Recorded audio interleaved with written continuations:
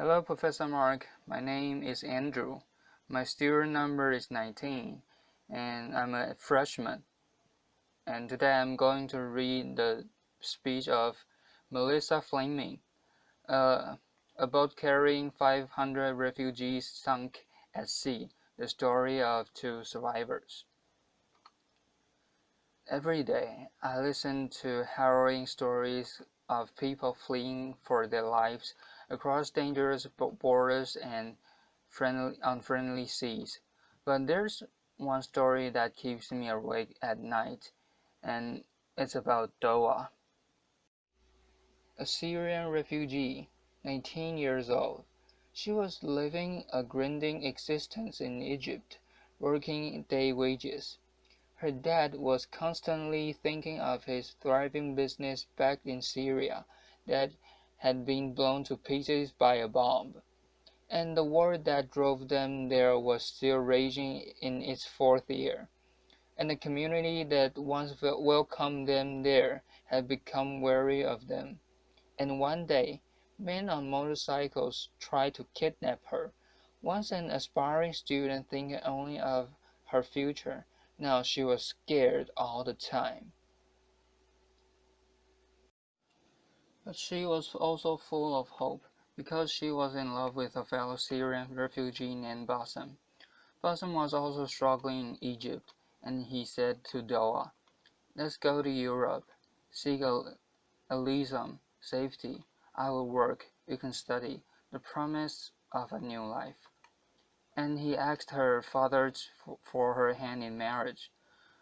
But they knew to get to Europe they had to risk their lives, traveling across the Mediterranean Sea, putting their hands in smugglers notorious for their cruelty. And Doa was terrified of the water. She always had been. She never learned to swim. It was August that year, and already 2,000 people had died trying to cross the Mediterranean. But Doa knew of a friend who had made it all the way to Northern Europe, and she thought, maybe we can too. So she asked her parents if they could go, and after a painful discussion they consented, and Boston paid his entire life savings, $2,500 each, to the smugglers. It was a Saturday morning when the call came, and they were taken by bus to a beach. Hundreds of people on the beach. They were taken then by small boats onto an old fishing boat. 500 of them crammed onto the boat. 300 below, 500 above. There were Syrians, Palestinians, Africans, Muslims, and Christians. 100 children, including Sandra, little Sandra, 6 years old, and Masa, 18 months. There were families on the boat crammed together, shoulder to shoulder, feet to feet. Doa was sitting with her legs crammed up to her chest, Bosom holding her hand. Day 2 on water, they were sick with worry and sick to their stomachs from the rough sea. Day 3, Doa had a premonition, and she said to Bosom, "I fear we're not going to make it. I fear the boat is going to sink." And Bosom said to her, "Please be patient. We will make it to Sweden. We will get married and we will have a future." Day 4. The passengers were getting agitated. They asked the captain, when will we get there?" He told them to shut up, and he insulted them. He said, "In 16 hours we will reach the shores of Italy." They were weak and weary. Soon they saw a boat approach, a small boat, 10 men on board, who started to shouting at them, hurling insults, throwing sticks, asking them to all disembark and get on this smaller, more unseaworthy boat. The parents were terrified for their children, and they collectively refused to disembark. So the boat sped away in anger, and half an hour later came back and started to deliberately ramming a hole in the side of Doa's boat, just below where she and Blossom were sitting, and she heard now they yelled, "Let the fish eat the flesh." And they started to laughing as the boat capsized and sank. The 300 people below deck were doomed. Doa was holding on the side of the boat as it sank, and watched it watched in horror as a small child was cut to pieces by the propeller. Blossom said to her, "Please let go, or you will be swept in, and the propeller will kill you too." And remember, she can't swim, but she let go and she started moving her arms and her legs, thinking, "This is swimming." And miraculously, Blossom found a life ring. It was one of those child's rings that they used to play in swimming pools and on calm seas. And Doa climbed onto the ring, her arms and her legs dangling by the side. Blossom was a good survivor initially, and they started coming together in groups, praying for rescue. But when a day went by and no one came, some people gave up hope, and Doa and Blossom watched as men in the distance took their life vests off and sank into the water. One man approached them with a small baby perched on his shoulder, 9-month-old Malik. He was holding on to a gas canister to stay afloat, and he said to them, "I fear I'm not going to survive. I'm too weak. I don't have the courage anymore." And he handed the little Malik over to Blossom and to Doa, and they perched her onto the life ring. So now they were three: Doa, Blossom, and little Malik. And let me take a pause in this story right here and ask the question: why do refugees like Doa take this kind of risks? Millions of refugees are living in exile, in limbo. They're living in countries from a war that has been raging for 4 years. Even if they wanted to return, they can't. Their homes, their business, their towns, and their cities have been completely destroyed. This is an UNESCO World Heritage City, Homs, in Syria. So people continue to flee into neighboring countries, and we build refugee camps for them in the desert. Hundreds of thousands of people live in camps like these, and thousands more. Millions live in towns and cities. And the communities, the neighboring countries that once welcomed them with open arms and hearts are overwhelmed. There are simply not enough schools, water systems, sanitation. Even rich European countries could never handle such an influx without massive investment. The Syria war has driven almost 4 million people over the borders, but over 7 million people are on the run inside the country. That means that over half the Syrian population has been forced to flee. Back, back to those neighboring countries hosting so many. They feel that the richer world has done too little to support them. And days have turned into months into years. A refugee's stay is supposed to be temporary. Back to Doa and Blossom in the water. It was their second day, and Blossom was getting very weak. And now it was Doa's turn to say to Blossom, "My love, please hold on to hope, to our future. We will make it." And he said to her, "I'm sorry, my love. that I put you in this situation. I have never loved anyone as much as I love you." And he released himself into the water, and Doa watched as the love of her life drowned before her eyes. Later that day, a mother came up to Doa with her small 18-month-old daughter, Masa. This was the little girl I showed you in the picture earlier, with a life vest. Her older sister Sandra had just drowned, and her mother knew she had to do everything in her power to save her daughter. And she said to Doa, "Please take this child. Let her be part of you.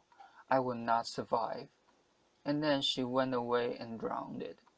So Doa, this 19-year-old refugee who had terrified of the water, who couldn't swim, found herself in charge of two little baby kids. And they were thirsty, and they were hungry, and they were agitated, and she tried her best to amuse them, to sing to them, to say words to them from the Quran.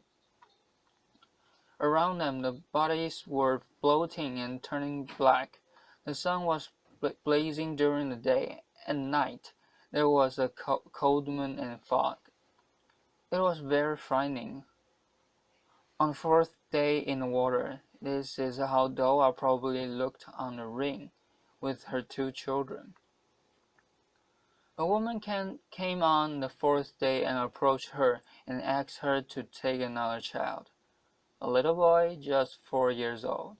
When Doa took the little boy and the mother drowned, she said to sobbing child, she just went away to find you water and food."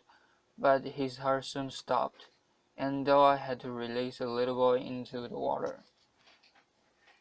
Later that day, she looked up into the sky with hope, because she saw two planes crossing the sky, and she waved her arms, hoping they would see her, but the planes were soon gone. But that afternoon, as the sun was going down, she saw a boat, a merchant vessel, and she said, "Please, God, let them rescue me." She waved her arms, and she felt like she shouted for about 2 hours, and it had become dark. But finally, the searchlight found her, and they extended a rope, astonished to see a woman clutching onto two babies. They pulled them onto the boat. They got oxygen and blankets, and a Greek helicopter came to pick them up and take them to the island of Crete. But Doa looked down and asked, "What of Malik?" And they told her the little baby did not survive. She drew her last breath in the boat's clinic. But Doa was sure that as they had been pulled up onto the rescue boat, that little baby girl, had been smiling. Only 11 people survived that wreck of the 500. There was never an international investigation into what happened. There were some media reports about mass murder at sea, a terrible tragedy, but that was only for one day. And then the news cycle moved on. Meanwhile, in a pediatric hospital on Crete, little Masa was on the edge of death. She was really dehydrated. Her kidneys were failing. Her glucose levels were dangerously low. The doctors did everything in their medical power to save them, and the Greek nurses never left her side, holding her, hugging her, singing her words. My colleagues also visited and said pretty words to her in Arabic. Amazingly, little Masa survived. And soon, the Greek press started reporting about a miracle baby who had survived 4 days in the water without food or anything to drink. and offers to adopt her came from all over the country. And meanwhile, Doa was in another hospital on Crete, thin, dehydrated. An Egyptian family took her into their homes as soon as she was released, and soon word went around about Doa's survival, and a phone number were published on Facebook. Messages started coming in. Doa, do you know what happened to my brother, my sister, my parents, my friends? Do you know if they survived? One of those messages said, I believe you saved my little niece, Masa. And it had this photo. It was from Masa's uncle, a Syrian refugee who had made it to Sweden with his family and also Masa's older sister. Soon, we hope Masa will reunite with him in Sweden, and until then she's being cared for in a beautiful orphanage in Athens. And Doa, well, word went around about her survival too. And the media wrote about the slight woman and couldn't imagine how she could survive all this time under such conditions in that sea and still save another life. The Academy of Athens, one of Greece's most prestigious institutions, gave her an award of bravery, and she deserves all that praise, and she deserves a second chance. But she wants to still go to Sweden. She wants to reunite with her family there. She wants to bring her mother and her father and her younger siblings away from Egypt. There as well. And I believe she will succeed. She wants to become a lawyer or politician or something that can help fight injustice. She is an extraordinary survivor. But I have to ask, what if she didn't have to take the risk? Why did she have to go through all that? Why wasn't there a legal way for her to study in Europe? Why couldn't Masa have taken an airplane to Sweden? Why couldn't Bosom have found work? Why is there no massive resettlement program for Syrian refugees, the victims of the worst war of our times? The world did this for the Vietnamese in the 1970s. Why not now? Why is there so little investment in the neighboring countries hosting so many refugees? And why, the root question, is so little being done to stop the wars and persecution and the poverty that is driving so many people to the shores of Europe? Until these issues are resolved, people will continue to seas and to seek safety and asylum. And what happens next? Well, that is largely Europe's choice, and I understand that the public's fears. People are worried about their security, the economies, the change of culture. But is that more important than saving human lives? Because there is no something fundamental there that I think overrides the rest, and it is about our common humanity. No person fleeing war or persecution should have to die crossing a sea to reach safety. One thing is for sure, that no refugee would be on those dangerous boats if they could thrive where they are. And no migrants would take the dangerous journey if they had enough food for themselves and their children. And no one would put their life savings in the hands of those notorious smugglers if there was a legal way to migrate. So on behalf of little Masa and on behalf of Doa and of Blossom and of those 500 people who drowned with them, can we make sure that they did not die in vain? Could we be inspired by what happened and take a stand for a world in which every life matters? Thank you.